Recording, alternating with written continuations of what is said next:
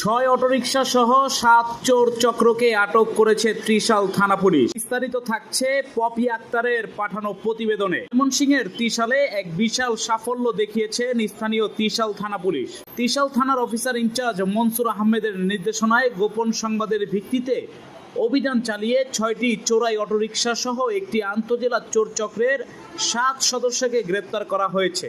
গ্রেপ্তার অভিযানে স্থানীয় জনমনে স্বস্তি ফিরে এসেছে এবং পুলিশের প্রতি আস্থা আরও বেড়েছে। ত্রিশাল থানা সূত্রে জানা যায়, শনিবার দিনব্যাপী এক অভিযান পরিচালনা করে ঢাকা ময়মনসিংহ মহাসড়কে ঢাকাগামী লেনের পাশে ত্রিশাল থানাধীন বাগান রাঙ্গামাটি এলাকায় মেসার্স রাইসা অটো এন্টারপ্রাইজ নামক একটি গ্যারেজের সামনে চোরাই ব্যাটারি চালক অটোরিকশা ক্রয় বিক্রয়ের সময় হাতে নাতে গ্রেপ্তার করা হয় চক্রের ৭ সদস্যকে। তাদের কাছ থেকে উদ্ধার করা হয় ৬টি চোরাই অটোরিকশা। থানা সূত্রে আরো জানা যায়, গ্রেপ্তারকৃতরা সবাই একই এলাকা ত্রিশাল উপজেলার বাগান রাঙ্গামাটিয়া বাসিন্দা। ত্রিশাল থানা পুলিশের এই নিরলস প্রচেষ্টা ও সাহসিকতা নিঃসন্দেহে প্রশংসার দাবিদার। এ সাফল্য স্থানীয় আইন শৃঙ্খলা পরিস্থিতির উন্নয়নে এক নতুন দিগন্ত উন্মোচন করেছে বলে মনে করেন এলাকাবাসী।